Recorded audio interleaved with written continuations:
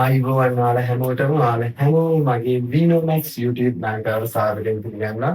ඉතින් ඔයාලා බලන්නේ කවුද මම කියන්නේ මම මොඩර් විශ්වවිද්‍යාලයේ ඉංජිනේරු උපාධිය දාලා මේ වන විට වෘත්තීය මට්ටමේ ඉංජිනේරු පිළිවෙලකට ඉන්නවා. ඒකම වසරකට තිස්සේ සාමාන්‍ය පෙළ දරුවන්ට ගණිත විෂය උගන්වන ආචාර්යවරයෙක් විදිහට කටයුතු කරගෙන ඉන්නවා. ඉතින් ගොඩක් අයගේ ඉල්ලීමකට විශේෂ වැඩක් අරගෙන තමයි ඇවිල්ලා තියෙන්නේ. විශේෂයෙන්ම පන්තිවල ගණිත විෂය බැලුව කොම් වෙලා ගොළු වෙලා ඉන්න දුවා දරුවන්ගේ ඒ අසනීප තත්ත්ව අපහසුතාවලට බෙහෙතක් අරගෙන තමයි මම අද මෙතෙන්ට මේ ඇවිල්ලා තියෙන්නේ. මේ ඇත්තම කිව්වොත් විශේෂ අනුපිළිවෙලකට විශේෂ විදිහකට සකස් කරන ලද පාඩම් මාලාවක්. මේ පාඩම් මාලාවත් එක්ක ඔයාලා රැඳී සිටින 21 වර්ෂයෙන්ම ඔයාලට O level විභාගයේ ජය ගැනීමේ කඩඉමට යන්නේ තාම පහසු මාර්ගයක් හැදෙනවා.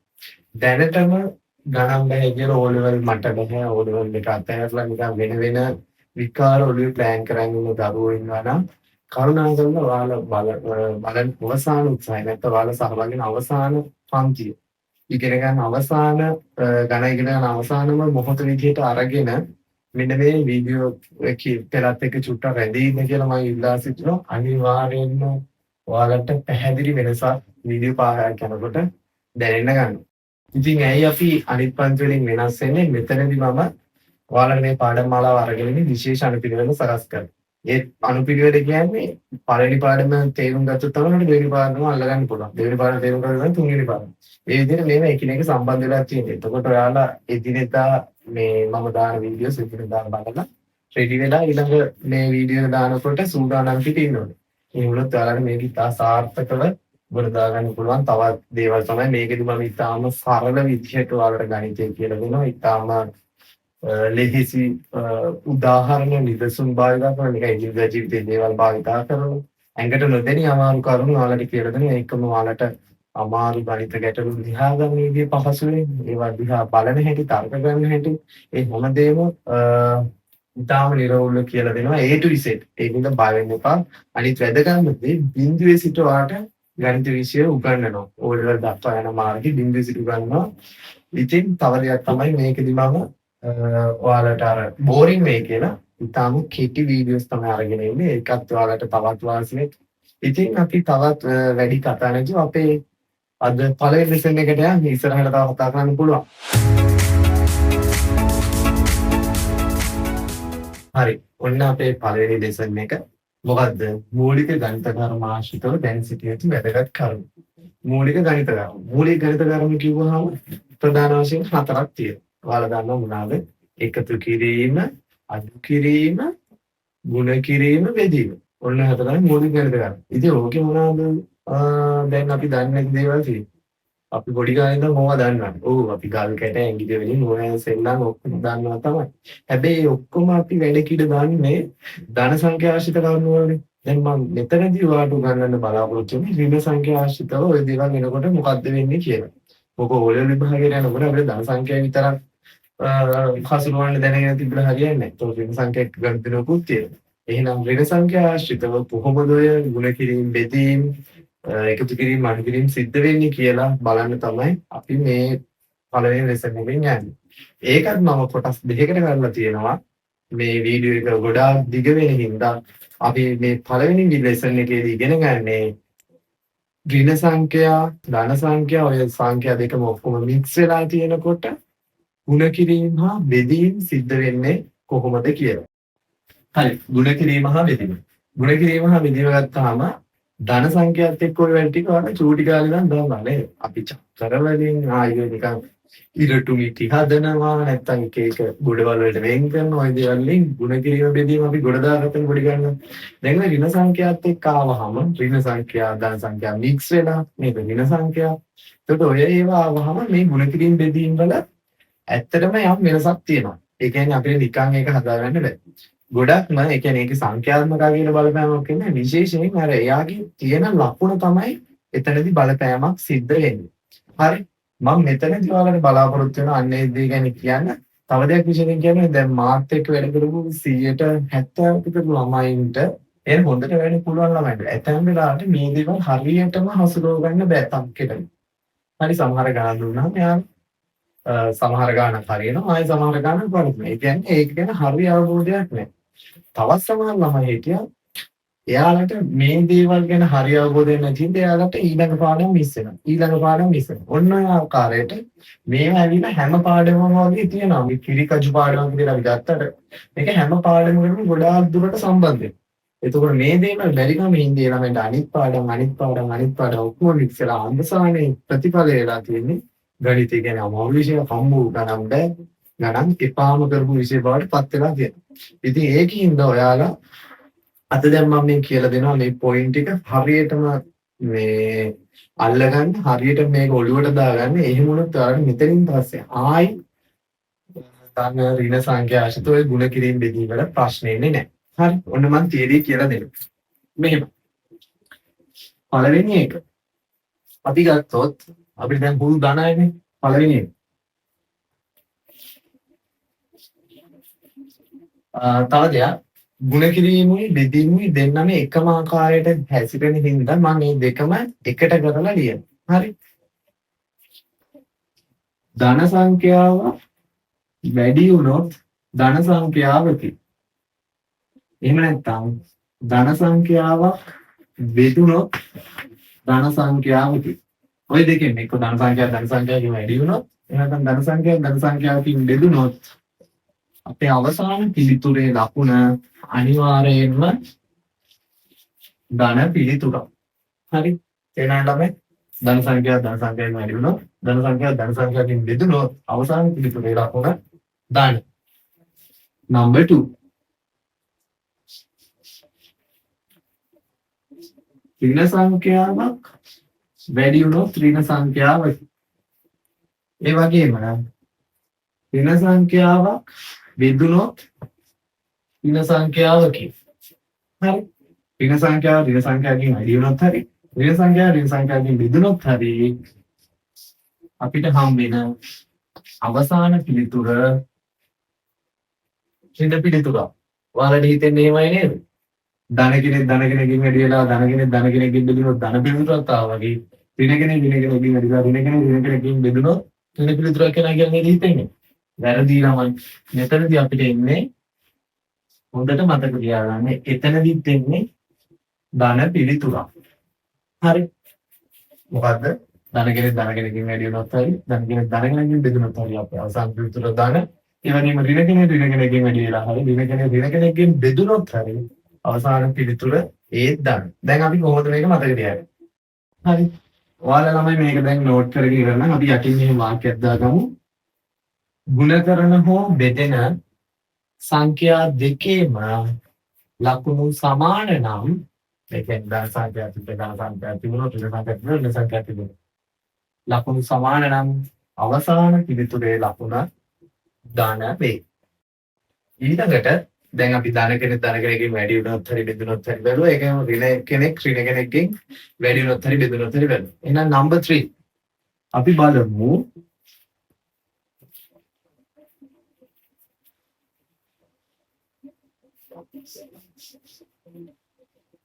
ධන කෙනෙක් වැඩි කරනවා ඍණ කෙනෙක්ගෙන්. එහෙම නැත්නම් හිතමු ධන කෙනෙක් බෙදනවා ඍණ කෙනෙක්ගෙන්.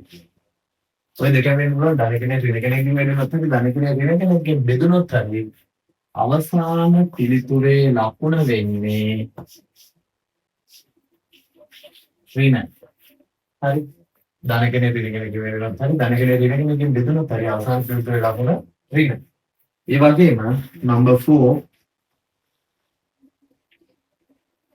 ඍණ කෙනෙක් වැඩි වෙනවා ධන කෙනෙක්ගෙන්. ඒ කියන්නේ කලින් එකම පැත්ත මාරු වෙනවා. ඍණ කෙනෙක් ධන කෙනෙක්ගෙන් වැඩි වෙනවා. ඒකම ඍණ කෙනෙක් බෙදෙනවා ධන කෙනෙක්ගෙන්. හරි. ඍණ කෙනෙක් බෙදෙනවා ධන කෙනෙක්ගෙන්. ඔය මොන දේ වුණත් අවසාන පිළිතුර වෙන්නේ ඍණ පිළිතුරක්. හරි. තේනාද? ධන කෙනෙක් ඍණ කෙනෙක්ගෙන් වැඩි වෙනවා හරි ධන කෙනෙක් මේකෙන් බෙදලා හරි ඍණ කෙනෙක් ධන කෙනෙක්ගෙන් වැඩි වෙලා හරි ඍණ කෙනෙක් ධන කෙනෙක්ගෙන් බෙදලා හරි ගත්තොත් අපේ අවසාන පිළිතුරේ ලකුණ ඍණ වෙනවා. එහෙනම් මේක ඔයාලා මොනවා හරි තියෙනවා නම් නෝට් කරගන්න වීඩියෝ එකකට. යටින් මෙන්න මේ වාක්‍යයක් දාගමු.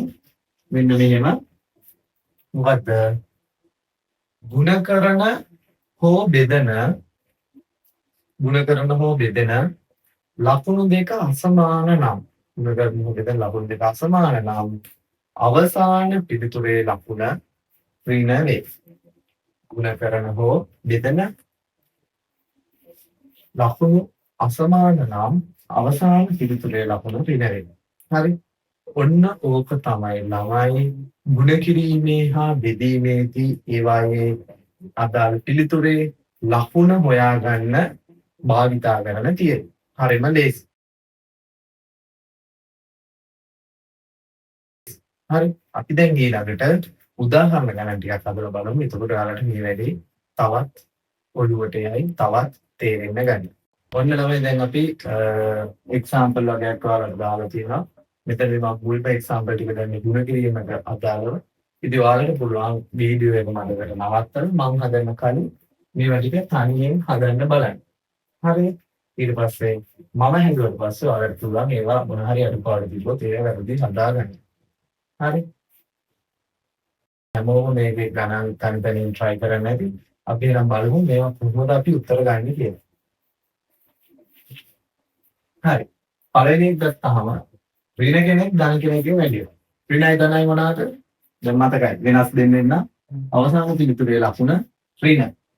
දෙවාරයක් 3 6. හරිම ලේසි. එතකොට අවසාන පිළිතුර ඍණ 6. හරි. දැන් චූටි කාලේ අපි නිකන් සංඛ්‍යා විතරක් කියවල දැන් අපි පළවෙනිම අරමුණ තමයි ලකුණු හොයාගන්නේ. ඊට පස්සේ තමයි සංඛ්‍යාව. හරි මතකයෙන් පළවෙනිටම ලකුණු. හරි. මෙතන ධන කෙනෙක්ගෙන් වුණාම ධනයි මොකද්ද ළමයි? ධන. දැන් ඔයාලා දන්නවා. 5 4 ඒක අපි දන්නවා. 20. හරි. දැන් මෙතන ඍණ ඈ වැරදි. ඍණ නෙමෙයි. සමාන ලකුණු නම් ඍණයි ධන. 6 වරක් 4 42යි චක්‍ර පොඩ්ඩක් ඕනේ. ඒවා අපි හදාගමු. දෙවි ළමයි ඉන්නවනම්. හරි. ඔයාලගේ ප්‍රශ්නේ නෙමෙයි. ඍණයි ධනයි වෙනස් දෙන්නේ. මොකද්ද ලකුණ? ඍණයි ධනයි ඍණ 4 වරක් 2 8. ඊළඟට දැන් මම සර් ඉගන්ලා තිබ්බේ නෑනේ ඉලක්කම් 3ක් වගේ ආවොත් මොකද කරන්නේ? ඔව් හරියටින් 3ක් ආවොත් මෙහෙමයි කරන්නේ. අපි දැන් 3ක් එකතු කරන්න තිබ්බොත් මොකද කරන්නේ? මුල් දෙන්න එකතු කරනවා. ඒ උත්තරේ ඊළඟ එක එකතු කරනවානේ. 3ක් නිකන් වැඩි කරන්න තිබ්බත් අපි කරන්නේ මුලින්ම දෙන්නෙක් වැඩි කරනවා. ඊළඟට එන උත්තරේට ඉතුරු එක නාදි කරනවා. අන්න ඒ ටයිප් එකම තමයි. දැන් විසරම දෙන්න කරොත් මේ දෙන්න සුළු කරොත් දැන් ඍණ කෙනෙකුයි ධන කෙනෙකුයි වැඩි වෙනවා. මම මුලින්ම මේ දෙන්න ගන්නවා. ඍණයි ධනයි ඍණ. ඍණයි ධනයි ඍණ. 3 අර 5 15යි. එතකොට මේ මුල් දෙන්නගෙන් තමයි ඕක. යාව තව වැඩි වෙන්න තියෙනවා කාර්ත් එක්කද? ඍණ එකක් එක්ක. එහෙනම් අවසාන පිළිතුර වෙන්නේ ඍණයි ළමයි ඍණයි වෙන්නේ ධන 15ක් එක 15. හරිද? හරි. හරිනේ. එහෙනම් ඊළඟ එක මේකත් ඉතින් 3ක් තියෙනවා දෙන්න ගමු. දෙන්නයි ඊට පස්සේ එක්ක. මේ ධනයි ඍණයි ඍණ 10 වරක් 2 20. යා වැඩි වෙන්න තියෙනවා තව ධන 5ක් එක. එතකොට ඍණයි ධනයි මොකද්ද? ඍණයි ධනයි ඇවිල්ලා ඍණයි 20 වදා 5ක් කියන්නේ 100. හරි. අවුලක් නැහැ නේද? හරි. මම හිතනවා ඒක ඇල තේරෙන්නේ නැති කියලා. දැන් මේ ළමයි දැන් අපි හිතමු මුලින්ම මම ගත්ත නේද? එහෙම නැත්නම් තමයි ළමයින්ට මේ දෙන්න ගන්නත් පුළුවන්. මම හිතන්නේ මේ උඩ පස්සේ උදාහරණයක් ගත්තොත් මුලින්ම ළමයි ඍණ 3යි ඍණ 1යි වැඩි කරනවා. ඒක ඍණයි ධන 3යි. ඒ ධන එක්කෙනා තව ධන එක්කෙනෙක් කියනවා ධනයි ධන. අවදාන පිටුල ධන දැක්කනේ. මෙතනද අපි මුලින් මේ දෙන්න ගත්තට උනා මේ දෙන්න ගන්නත් පුළුවන්. ධනයි ධන. ඒම ධන කෙනා මේ ඍණ කෙනෙක් වෙන්නම අවසාන පිටුල වෙනවා. හරිනේ. ඊට පස්සේ දැන් මේක ගත්තොත් මේක කියන්නේ මොකද්ද මේ ඍණ දෙකයි උඩ තොප්පිය 3 වගේ තියෙන්නේ. ඒ කියන්නේ ඍණ දෙකම 3 පාරක්.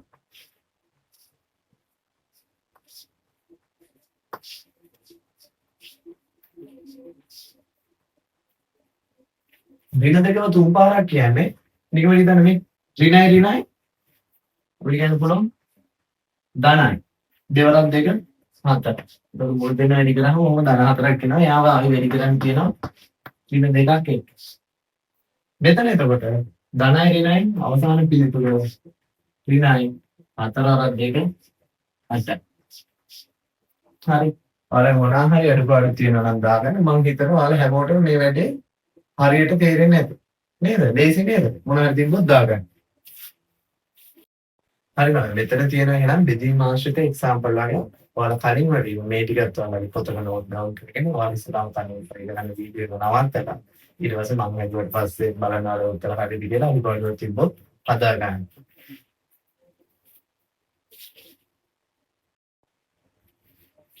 හරි මම හිතනවා ඔයාලා හැමෝම දැන් try කරලා බලන්න ඇති උත්තර ටිකක් අරගෙන බලමු දැන් මොනවද මේ හරියම උත්තරේ කියලා. අනිවාර්යව තිබ්බොත් දාගන්න. ඍණ කෙනෙක්ගෙන් බෙදුනහම අපි දන්නවා ළමයි සමාන ලකුණු ධන 24න් බෙදුනහම 5යි. මම මුලින්ම ලකුණේ ප්‍රශ්න විසඳනවා. ඊට පස්සේ තමයි ලකුණේ මේ සංඛ්‍යාව නෑ.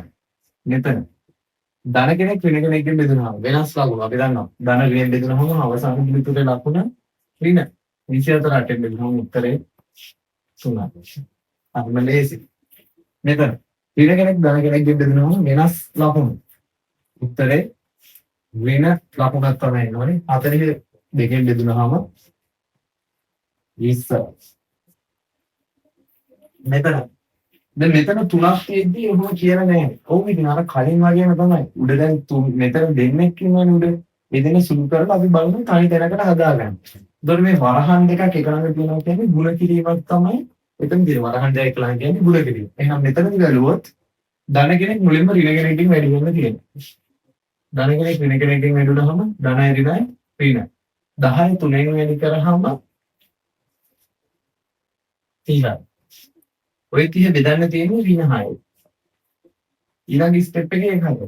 එතකොට ඍණ ඍණෙන් බෙදුවහම අපේ අවසාන පිළිතුර ධන වෙනවා 36න් බෙදුවහම 5 වෙනවා. එහෙනම් උත්තරය නිලා ධන 5. මේවා ළමයි අර කපන විදි වලට හදන්නත් පුළුවන්. ඒවා අපි ඉස්සරහට බලමු. දැනට මම ওই විදිහට හදන්නම්. හරි. හරි. අපි බලමු පස්වෙනි ගාන. පස්වෙනි ගාන ගත්තාම දැන් උඩ තුන් දෙනෙක් ඉන්නවා. අපිට මුලින්ම මේ තුන් දෙනා වැඩි කරලා හදලා ගන්න පුළුවන්. නැත්නම් කපන විදිහට ගන්නත් පුළුවන්. කපන විදිහට මම මේ ගාන හදන්නම්. දැනට මම මේක නිකන් උඩාය වැඩි කරලා අරගෙන යටාය වෙන වැඩි කරලා අර අපි අවසාන උත්තරය ගන්න. මේක ගත්තාම ධනගෙන කියනහම ධන ඒන ධනගෙන ඍණගෙන කියනහම අවසාන උඩට එන්න ඕනේ පිළිතුර ඍණ එකක් වෙනවා. හරි. ඍණ වලින් අපි බලමු අදාළ සංඛ්‍යාව මොකක්ද කියලා. දෙවරක් 4 8 8 වරක් 5 40. හරි. ඔක දැන් මේ පැත්තට යන්න පුළුවන්. ඍණයි ධනයි ඍණ ඒන ඍණ ධන වෙනනම් ඒ ත්‍රින. හරි. ඒතර ඍණයි අවසාන පිළිතුර මෙතන යටට එන්න ඕනේ. ධනයි කියන එක්වරක් 10 10යි. හරි. දැන් වාට තියෙන ඍණ 40 ධන 10න් බෙදන්න. ඍණයි ධනයි වෙන්නේ වෙනස් දෙන්නේ අවසාන පිළිතුර ඍණ 40 10න් බෙදුවාම 4යි. හරි. හරි. දැන් අපි බලමු ඊළඟ එක. මෙතන ගත්තාම මම මේක කපන විදියට හදන්නම්. අපි කපනකොට සංඛ්‍යා ගැන විතරක් හිතන්න ලකුණු ගැන හිතන්න. ලකුණු මුලින්ම ලකුණු වල ප්‍රශ්න විසඳගමු. උඩ එන්න ඕනේ ලකුණු මොකක්ද කියලා හිතන්න. ඍණයි ධනයි ඍණ. ඒන ඍණෙන් වැඩිනවම ධන. ඒන ධනෙන් වැඩිනවම උඩට එන්න ඕනේ ධන වලින් එකක්. ඕන අපි මේ පැත්තට බලමු. ධනයි ඍණයි ඍණ. ඒන ඍණ ධනෙන් වැඩිනවම ඍණ. ඒන ඍණ ධනෙන් වැඩිනවම ධන. දැන් මෙතන උඩට එන ටික අපි කපලානේ ගන්නවා කිව්වේ. යටට එන එකත් අපි ඉස්සෙල්ලා තීරණය කරන්නේ. ඍණයි ධනයි ඍණ. ඒන ඍණ ධනෙන් වැඩිනවම යටට ධන කෙනෙක්මයි එන්නේ. මේ ඍණයි ධනයි ඍණ. ඒන ඍණ ධනෙන් වැඩිනවම ධන. හරි. දැන් කපන විදිය කොහොමද බලමු. කපනවා කියන්නේ උඩයි යටයි එකම චක්‍රයයි හිටියොත් එහෙම නැත්නම් එකම ගුණාකාරයයි හිටියොත් අපිට කපලා දාන්න පුළුවන්.